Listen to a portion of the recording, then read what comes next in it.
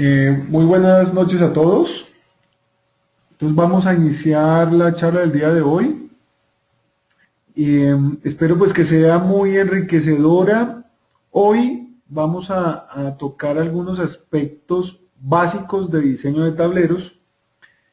En la próxima charla vamos a hablar un poquito más de componentes y de normas. Hoy vamos a hacer una charla muy sencilla para que queden claros algunos conceptos antes de iniciar otra labor. Disculpen por aquí. Muy bien. Entonces, como metodología, recuerden, vamos a hacer las preguntas al final de la charla. En este caso vamos a hacer un recorrido muy básico del diseño de tableros para control y potencia, de algunos aspectos que hay que tener en cuenta eh, y en una secuencia de pasos que sea congruente. A veces nos pasa que el diseño, le preguntamos a alguna persona cuando ya está finalizando el tablero, dice, ¿y tú en cuenta tal cosa? Dice, ¡ay, no! Y resulta que era un parámetro fundamental en el diseño y en la misma selección de los equipos. Muy bien. Entonces, aquí a mano izquierda vamos a ver algunas preguntas y vamos a ver cómo las respondemos. El primer paso, indiscutiblemente, es definir la tensión de los circuitos de potencia y circuitos de control. Hemos encontrado que en algunos casos la gente asume, por ejemplo, tensiones como 220 voltios, 208 voltios, pero resulta que en algunos casos pueden ser tensiones muy especiales, como 380 voltios de tipo europeo o 480, 460 voltios, y en función de esa tensión es que vamos a calcular una gran cantidad de corrientes y el diseño básico y la potencia instalada de nuestros tableros.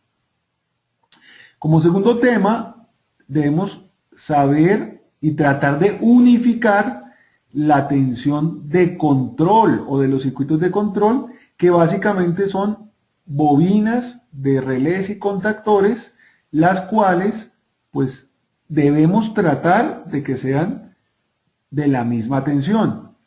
En Colombia específicamente, lo más común y que tienen stock los fabricantes como Schneider Electric, partner en este plan de Automation Master, es más común la tensión a 120 voltios, aunque también tensiones a 220 voltios.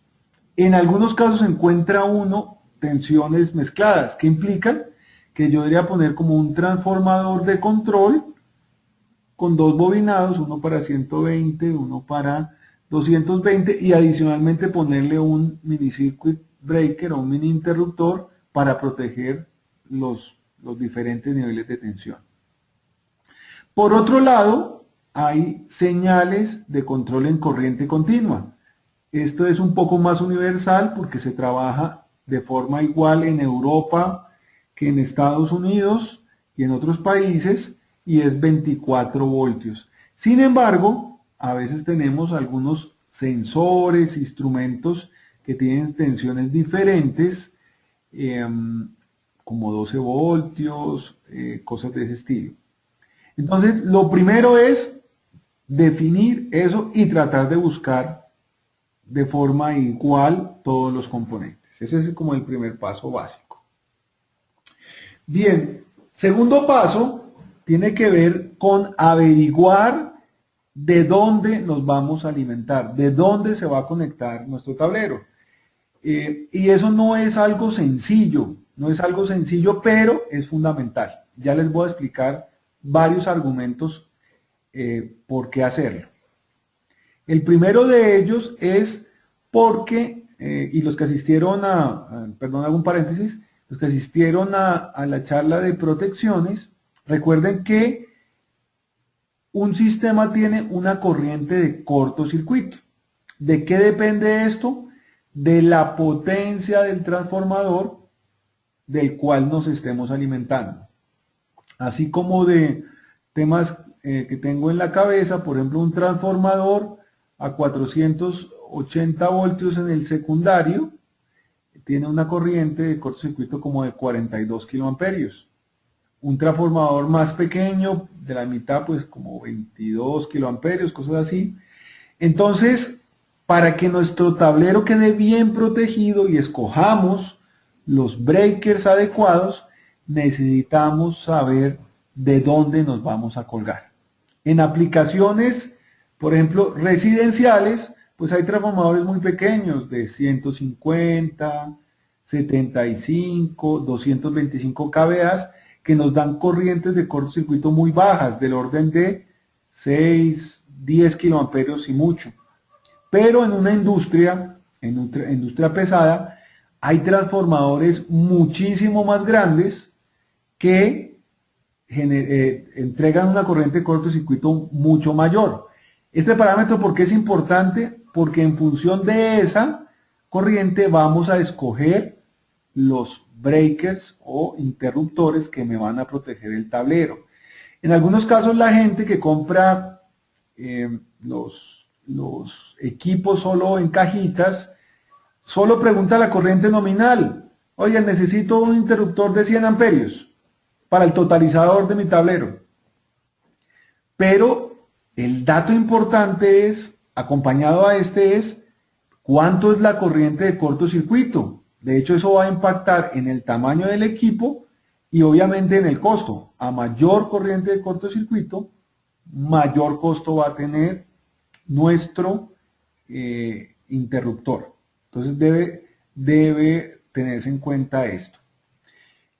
Como les decía, también una alternativa, si uno no tiene la corriente de cortocircuito, es la potencia del transformador. Si uno tiene la potencia del transformador del secundario y los datos de placa, se podría, con una fórmula no muy, digamos, con mucha variación, pero útil para la selección de los equipos, saber cuánto es la corriente de cortocircuito. Bien. El otro parámetro muy importante es averiguar la distancia a la cual se le instalará el nuevo tablero. ¿Qué implicaciones tiene esto? La primera de ellas, caída de tensión. ¿Sí? Entre mayor distancia, pues mayor caída de tensión. Y hay un cálculo que debemos hacer que se conoce como la regulación de voltaje o regulación de tensión, que consiste en, sabiendo la corriente total del equipo, más la resistencia del cable, puedo saber cuánta tensión va a caer en el mismo cable antes de que llegue a la entrada de mi tablero. Casos así como reglas del bobo, tengan mucho cuidado cuando el tablero se alimente a más de 50 metros, ¿sí? Sobre todo en corrientes altas. Entre más alta la corriente, más tensión va a caer en los cables, por un lado. Y por otro lado, si la tabla de conductores, supongamos es un cable más o menos para 100 amperios, digamos calibre, no me la sé de memoria, calibre 2 AWG, que en una tabla del fabricante del cable dice 100 amperios o 95, digamos. Tengan mucho cuidado que es posible que así cumpla la corriente. Si la distancia es muy larga, para que no caiga la tensión, debo poner un cable mucho mayor, ¿sí? No por efectos de corriente, sino por efectos de tensión, de caída de voltaje. Bien, en función de las anteriores, debemos seleccionar los equipos más adelante. Los fabricantes cuentan con un software especializado que permite estimar las corrientes de cortocircuito. Por ejemplo, en Schneider hay un software que podemos descargar de las páginas que se conoce como el Ecodial. Actualmente está en la versión 4.7 y con él yo pongo la potencia del transformador, el secundario y él inmediatamente me dice cuánto es la corriente de cortocircuito en sus bornes. Bien interesante utilizar software como estos. Nos han solicitado que hagamos una introducción, muy seguramente programaremos una charla como esta de uso básico del software Ecodial. Bien, el otro punto importante, averigüe si es posible, revise la conexión a tierra del transformador donde se alimenta el tablero. Introduzcamos un conceptico bien importante de tierra. Normalmente los transformadores, así uno piense que eso no tiene nada que ver con mi tablero porque es externo, sí tiene que ver, sobre todo la gente que trabajamos en automatización a veces descuidamos este tema. Debemos mirar de dónde viene la tierra. Normalmente el secundario del transformador de media tensión a baja tensión, en el secundario tenemos una conexión en Y o en estrella. En el centro de la estrella sacamos el neutro. Ese neutro en todos los transformadores debe aterrizarse. Y a partir de ahí tenemos dos cables, un cable de neutro y un cable de tierra totalmente independientes. Entonces debemos mirar si efectivamente la tierra viene de ese punto. Entre más cerca nos conectemos al punto de aterrizamiento, menor vamos a tener perturbaciones de otros circuitos. Aquí tenemos un ejemplo sencillo. Este es un transformador, por ejemplo, de 480 a 208, 120. Y aquí vemos cómo el neutro del transformador se vuelve un neutro y una tierra. Son dos circuitos diferentes.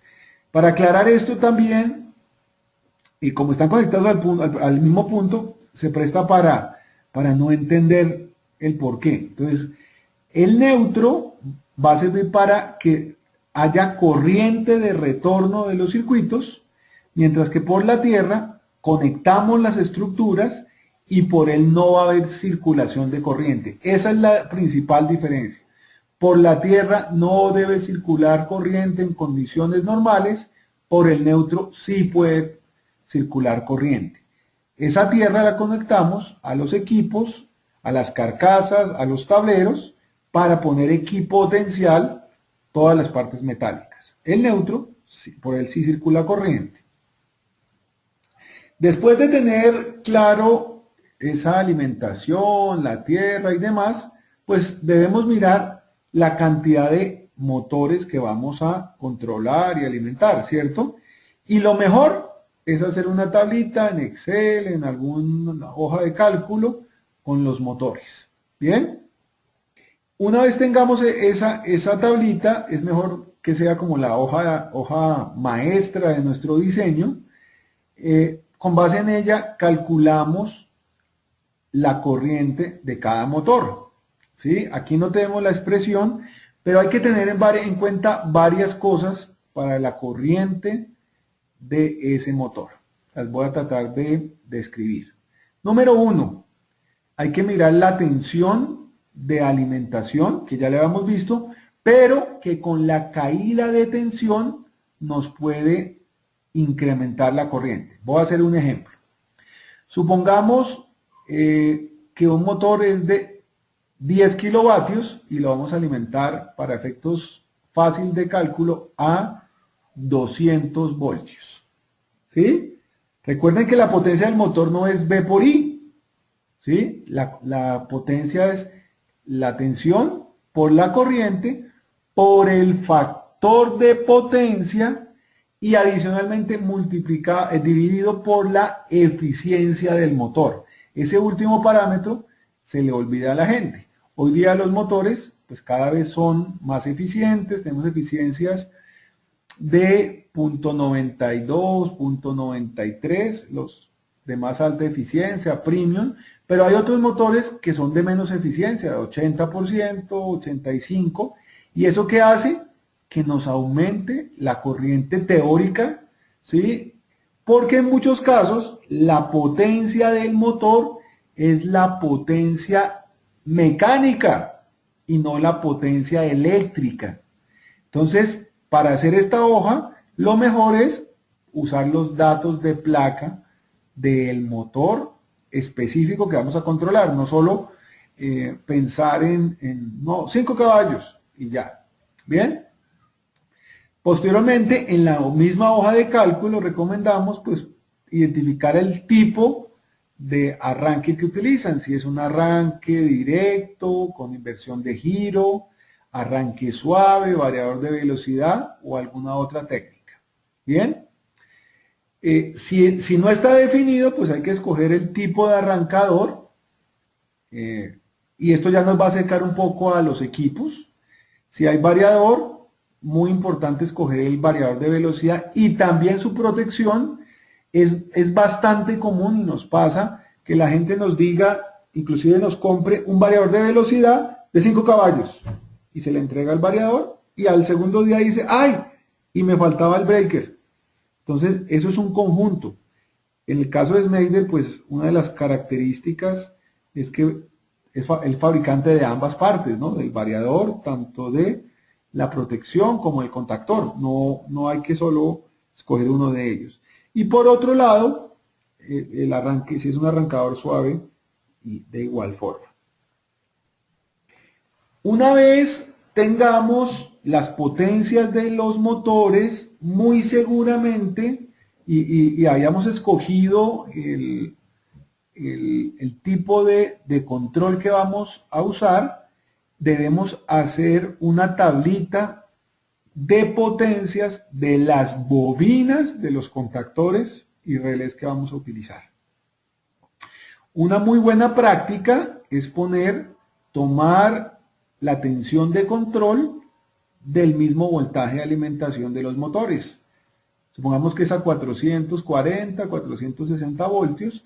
Entonces lo que yo hago es instalar un transformador de control de 440 a 120 voltios a 220, el cual debo ponerle una protección en el primario y una protección también en el secundario.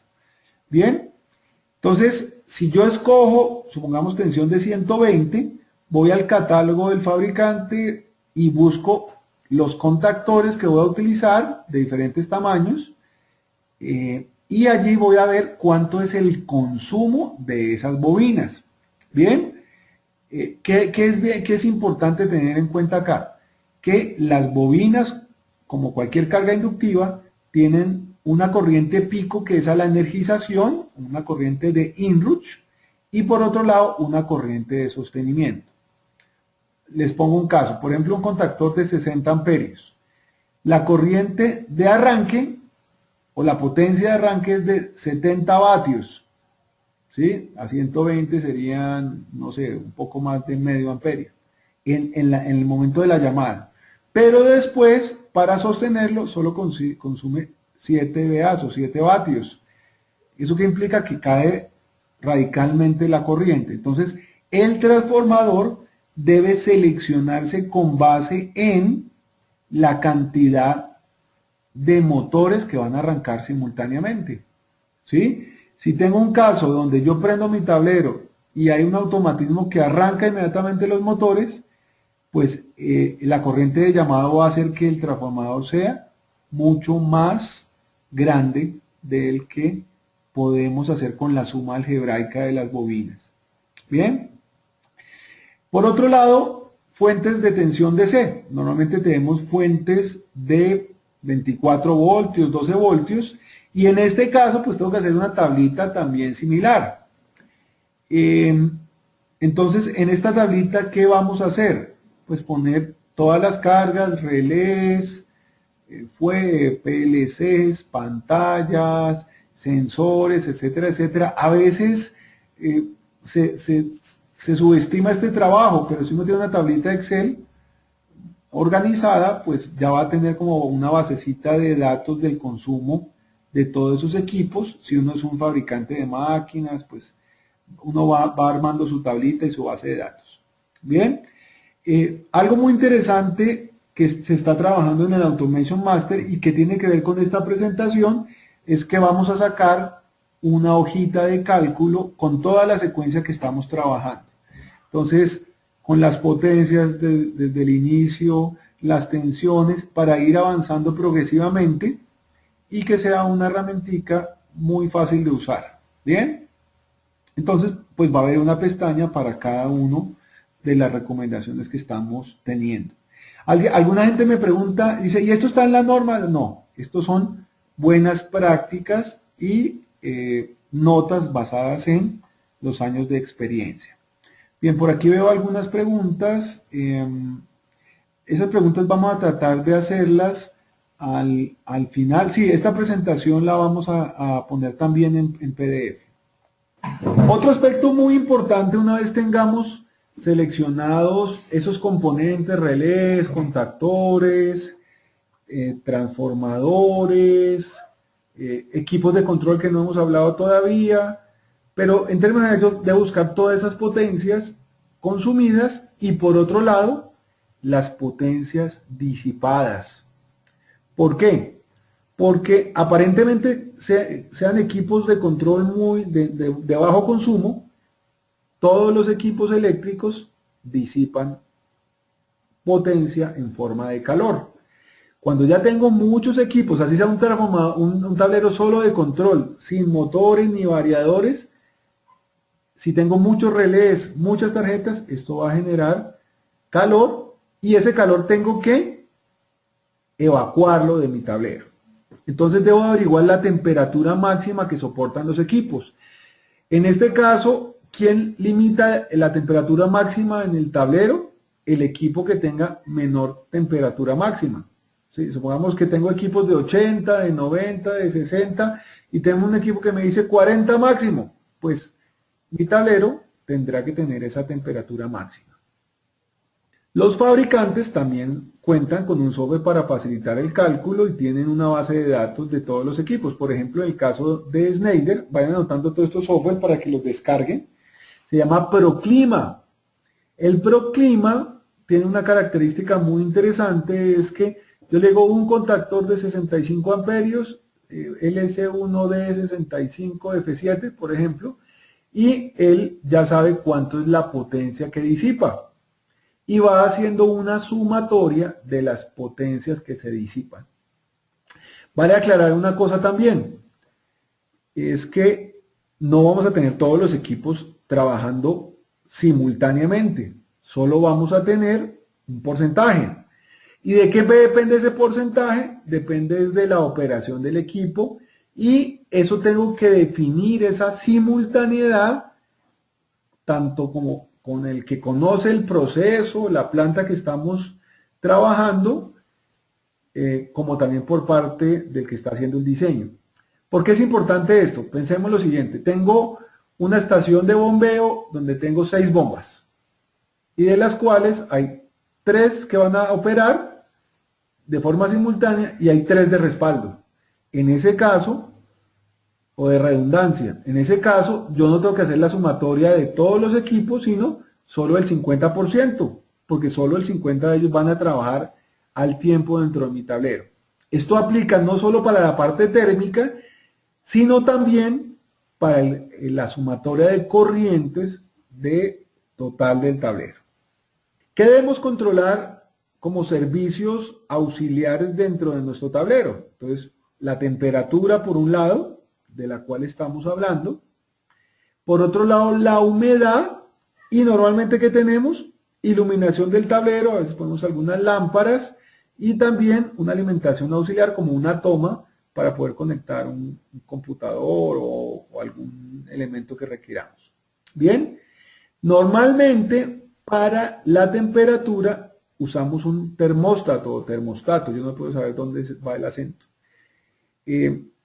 Y este termostato normalmente controla unos ventiladores para evacuar el calor. Esos ventiladores normalmente no es poner un ventilador de estos cuadraditos y ya, sino la rejilla del ventilador debe tener algún grado de protección para evitar que me ingrese agua y polvo dentro del tablero.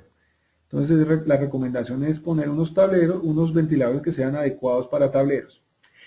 Otra cosa también importante es que no solo pongo el ventilador, sino también debo tener una rejilla de evacuación de ese flujo de aire. Bien, siempre van por parejas. Si pongo un ventilador, también tengo que poner una rejilla. Ahí hay dos posibilidades. Un ventilador que inyecte aire frío dentro del tablero y una rejilla que por presión deje evacuar el aire caliente. Esa es una alternativa. La otra alternativa es poner un extractor, ¿cierto? Normalmente en la parte superior y una rejilla en la parte inferior, por donde haya una succión del aire, dada la presión negativa que va a ejercer el extractor. ¿Cuál de las dos es la más usada? La segunda. Sin embargo, la mejor es la primera, donde pongo un ventilador inyectando aire frío. ¿Cuál es la razón? Que al inyectar aire frío y que salga por presión el calor, va a hacer que en las pequeñas perforaciones, al inyectar el aire a presión, en las pequeñas perforaciones que tenga el tablero, empaques, intente haber como un chorro de aire saliendo hacia el exterior, porque estamos inyectando y ese aire va a presionar el interior del tablero. Mientras que si extraemos el aire, ¿qué va a pasar? Que cualquier perforación que tenga el tablero en un empaque, en un piloto mal instalado, se va a volver como una aspiradora y va a hacer que ingrese el polvo dentro del tablero. Entonces la recomendación es siempre presión positiva, que inyectemos aire hacia el tablero, obviamente con sus respectivas filtros a la entrada. Bien, por otro lado, debemos controlar la humedad. Son dos parámetros que debemos trabajar simultáneamente.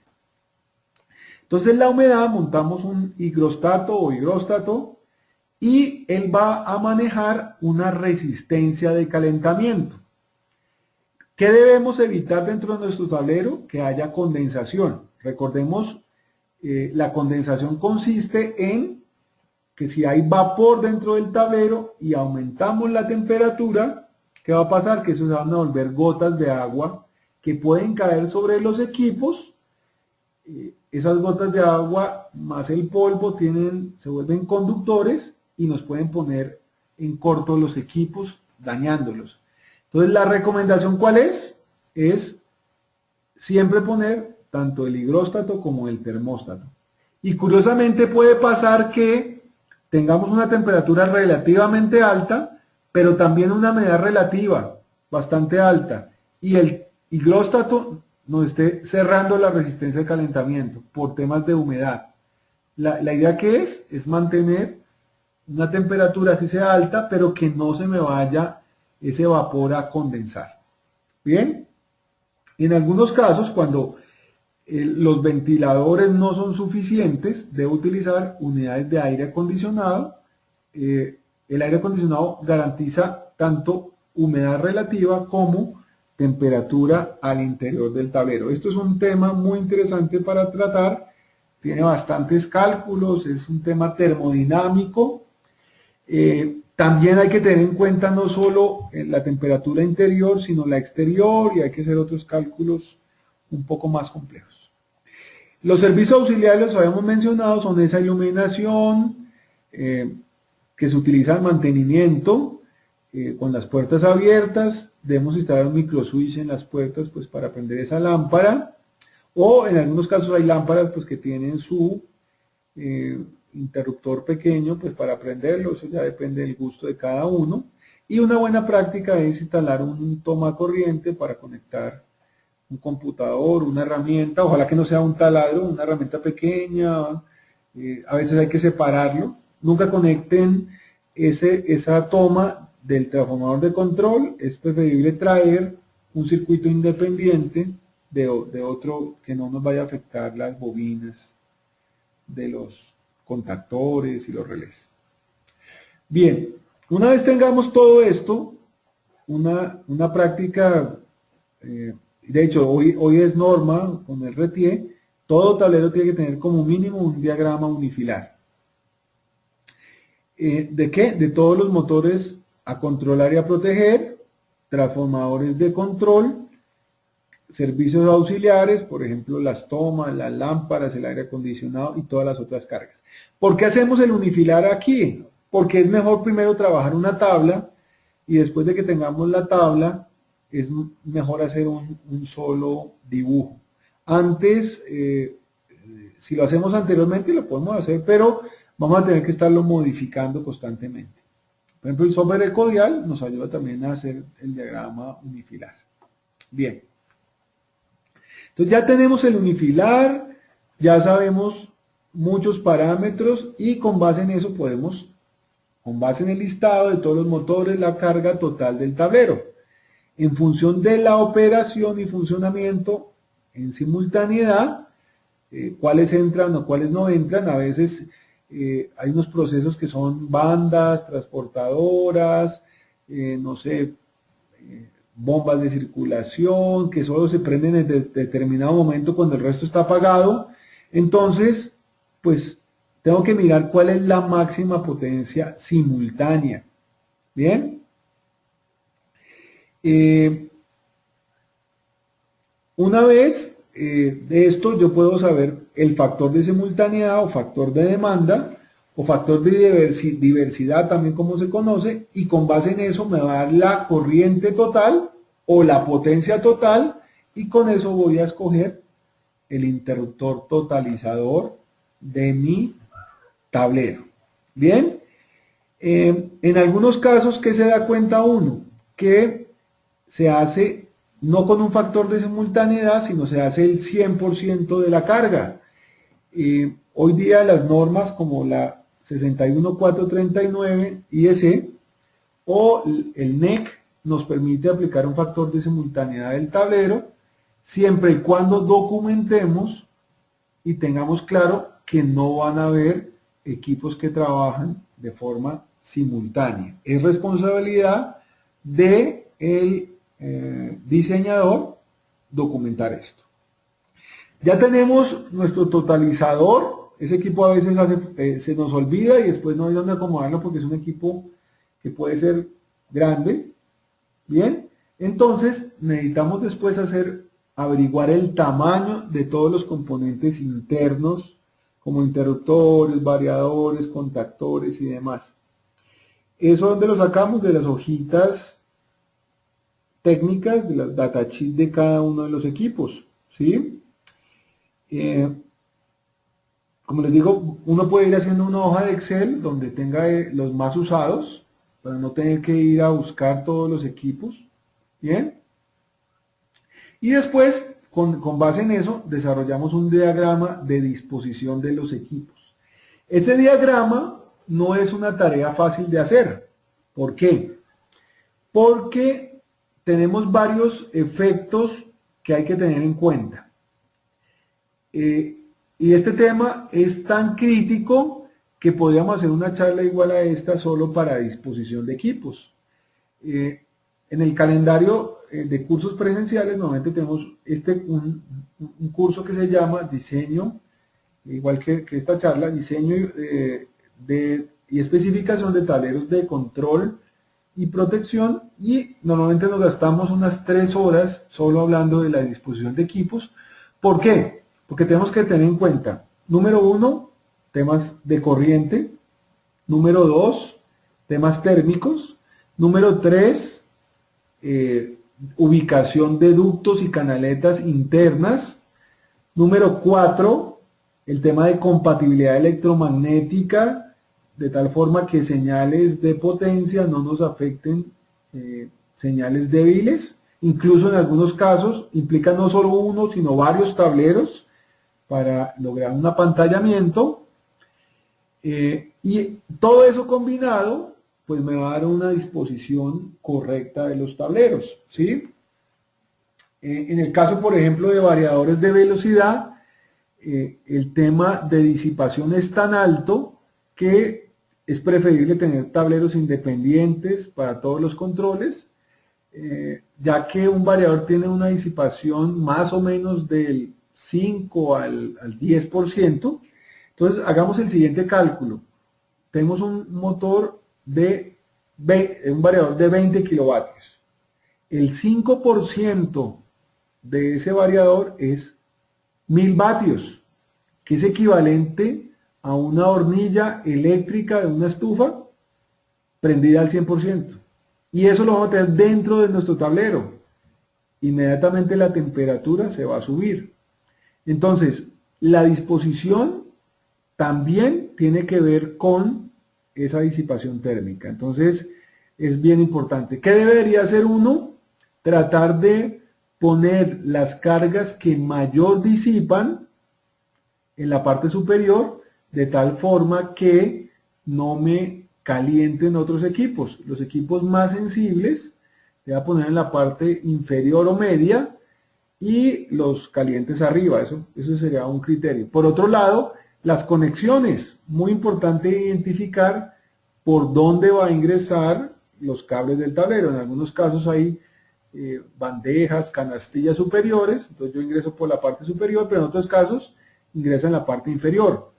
Eso es un parámetro fundamental que debo conocer también. No está aquí en la diapositiva, pero sí ahí está en otras instrucciones.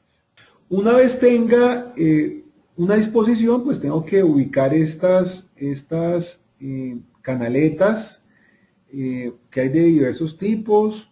Hoy día pues tenemos excelentes fabricantes de canaletas en Colombia como Dexon u otros importadas.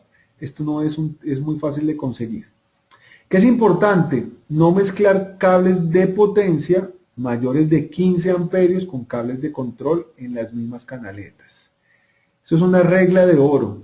De hecho, es preferible poner dos canaletas, una para control, otra para potencia, inclusive independientes pero cerca, que ponerlas mezclados. ¿Qué va a pasar? Que esas inducciones nos van a generar malos funcionamientos e inducciones, sobre todo en señales de comunicación y señales de instrumentación. Entonces, escoger la ruta es importante. Igual es interesante dejar canaletas de entrada y de salida independientes. A veces las llaman canaletas de cliente, que es el usuario, canaletas prácticamente libres para que entren las señales de motores, etcétera, etcétera, y otras canaletas internas.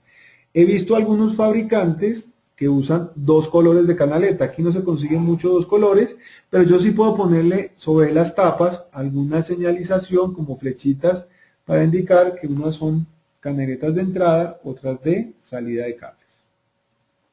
Una vez haga la disposición, fíjense que todavía no había escogido el tablero, simplemente estoy haciendo como un rectángulo.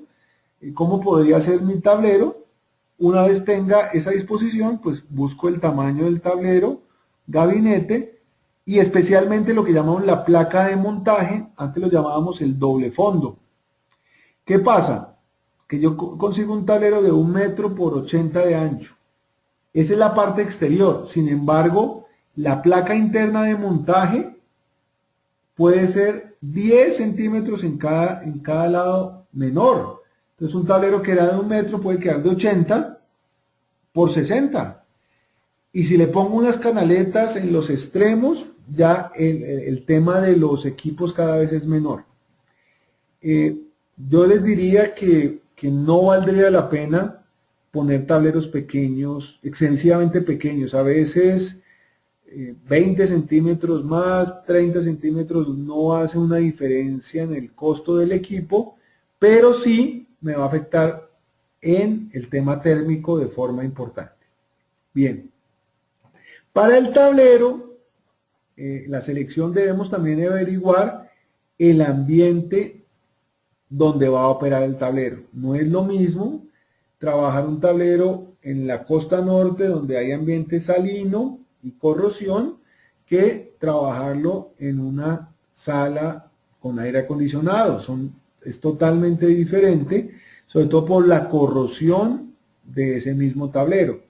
Hay tableros con diferentes tipos de pintura. Aparentemente el color no es lo único que manda, sino el espesor de la pintura. Hoy día el reglamento técnico de instalaciones eléctricas, RETIE, pide hacerle unas pruebas de pintura en cámara salina para garantizar que esta pintura va a tener una muy buena duración y adherencia al material, que normalmente es acero de tipo cold roll.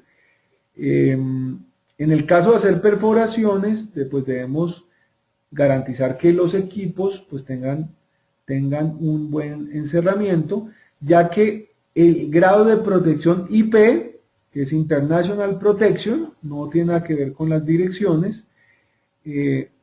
depende del tablero y también de las perforaciones y los equipos que pongamos en el exterior.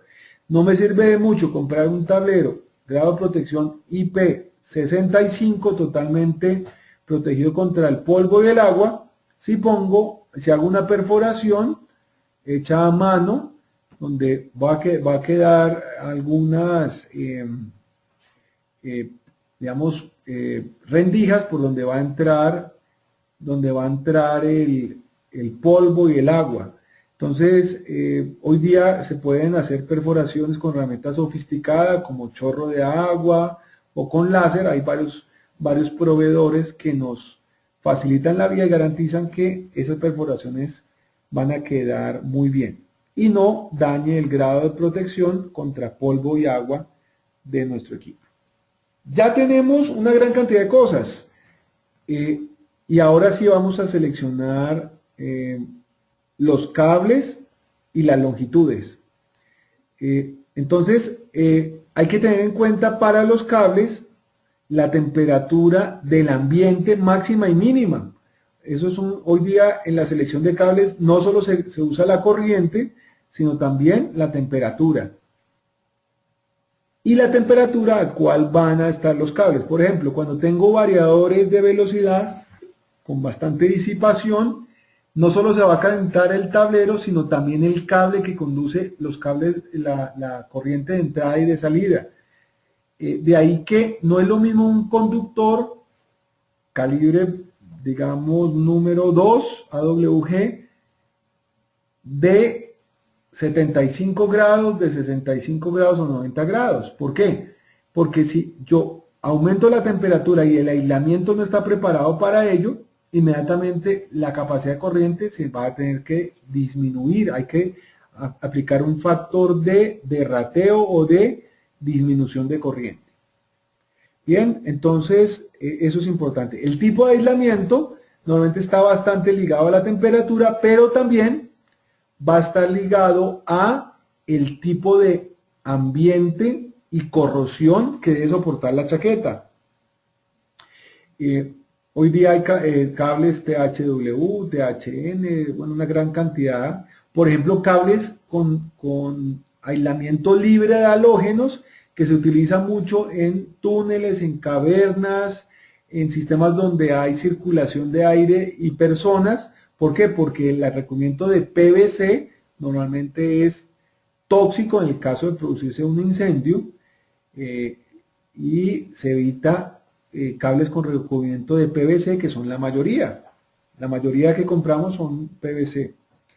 Bien,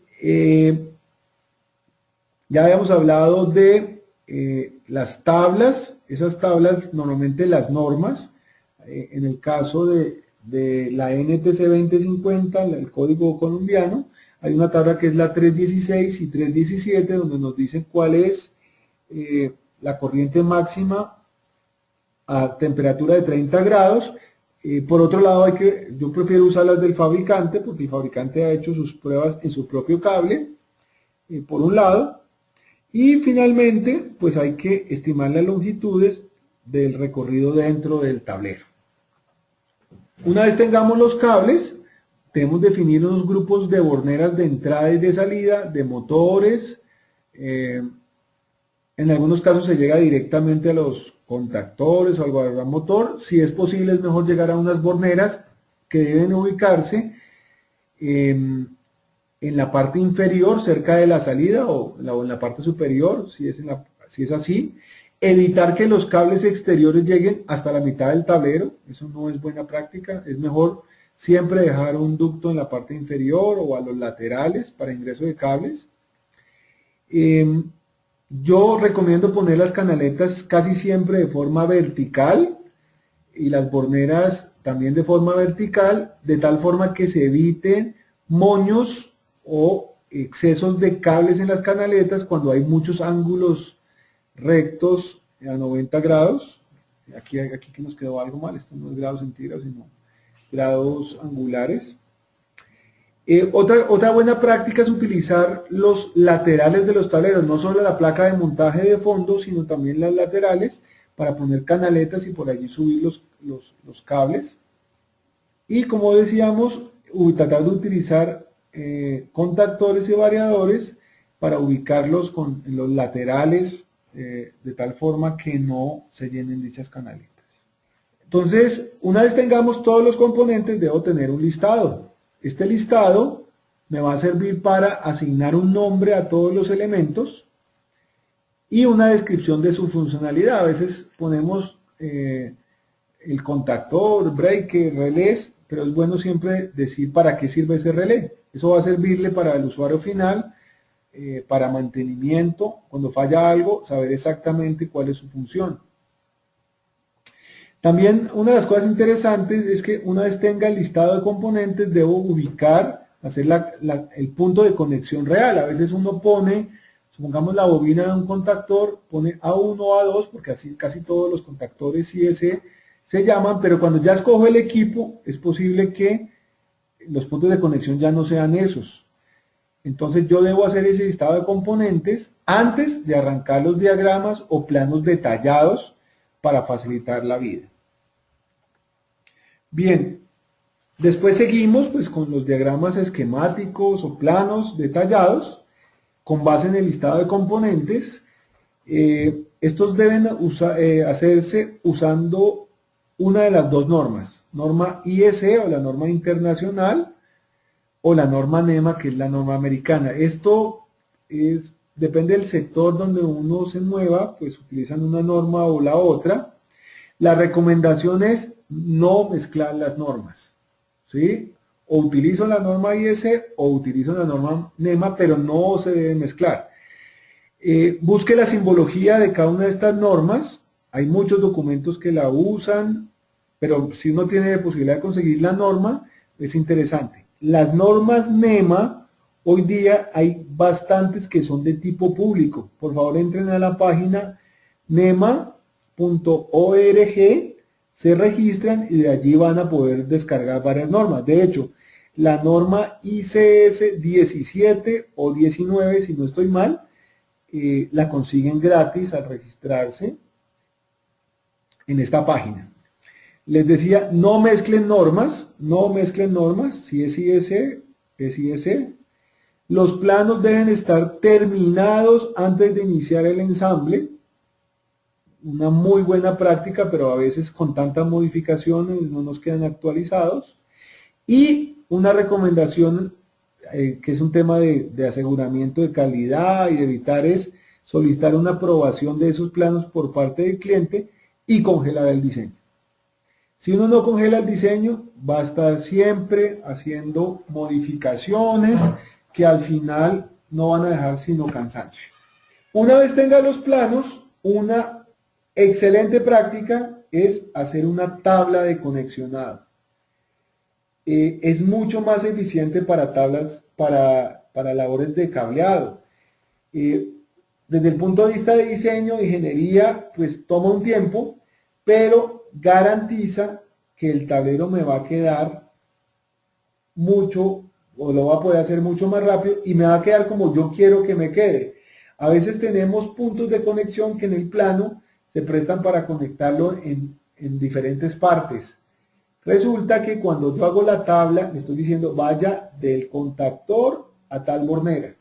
Con el plano, con el esquemático, el cableador puede poner el punto donde quiera, porque desde el punto de vista funcional o de equipotencial es lo mismo. No es lo mismo cuando yo hago la tabla. Un ejercicio que hemos realizado es que lo más difícil en el cableado es pensar. Y con un plano, el cableador tiene que pensar todas las veces. Con una tabla, el cableador no piensa. No es que no queremos que piense, sino que sea un poquitico más ágil en el conexionado. ¿Dónde se recomienda usar el plano? Cuando se va a hacer unas verificaciones de continuidad. En ese caso, yo sí debo tenerlo, aunque la tabla también me lo permite, pero es mucho mejor usar el plano para ese efecto. Ya para finalizar, yo debo hacer un protocolo de pruebas. Es un plan de lo que yo voy a probar cuando el tablero esté finalizado. Esas pruebas se deben planear y defina una secuencia lógica de cómo va a ser las pruebas. Esas pruebas que deben tener como mínimo una inspección visual de los equipos y conexiones, que no se vea nada anormal. Después, uno debe hacer una operación mecánica de interruptores, de switches, seccionadores, etcétera. Después, una prueba de continuidad de los equipos. Posteriormente, una secuencia de energización, paso a paso, donde yo voy mirando que las tensiones son correctas, que no tenga por ahí sorpresas.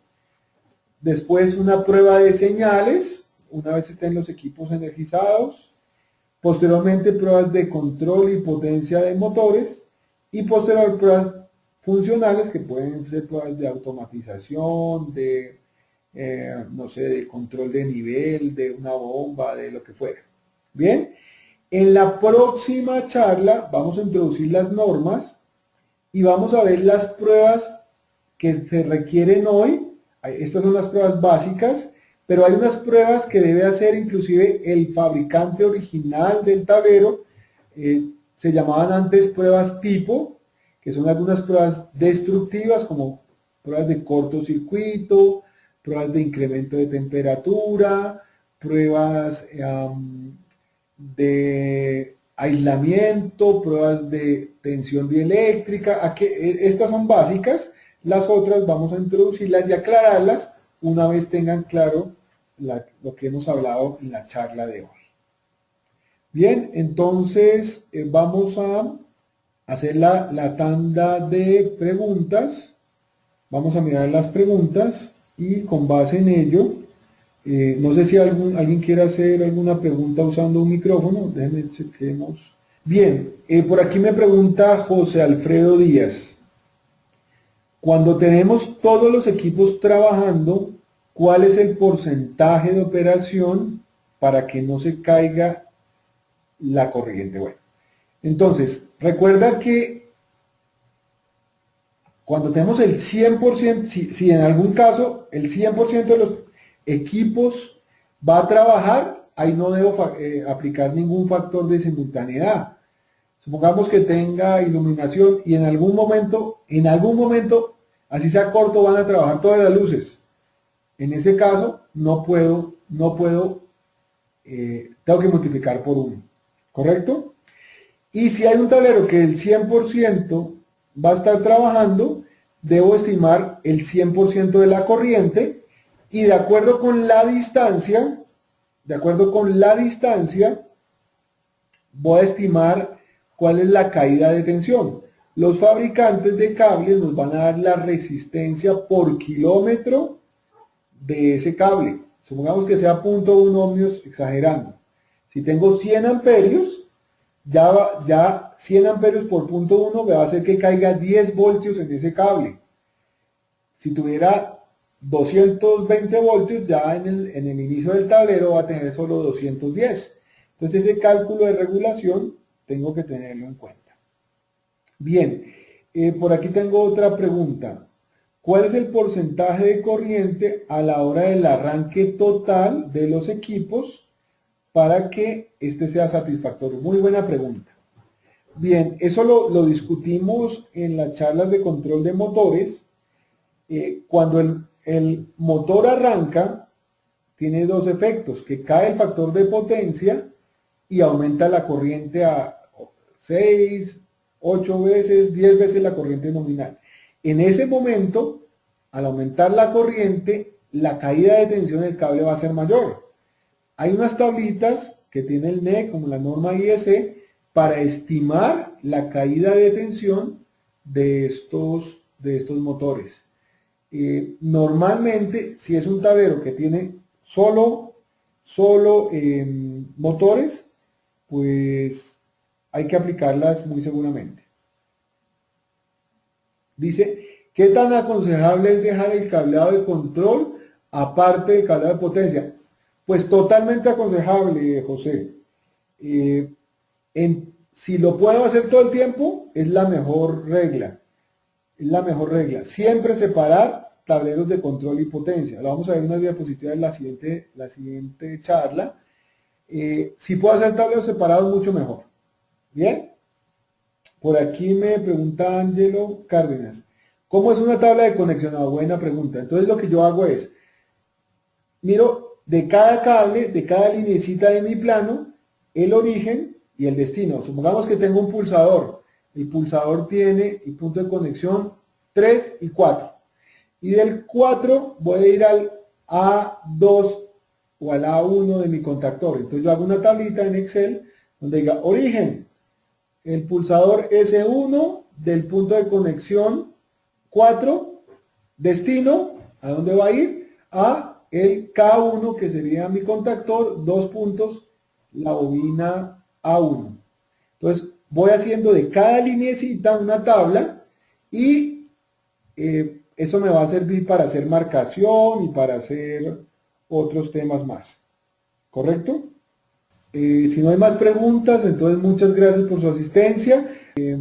Nos vemos en la siguiente charla, que es continuación de esta, donde se va a hacer énfasis en las normas IS 61439 y lo que nos está pidiendo el RETIE para tableros de control y potencia en baja tensión.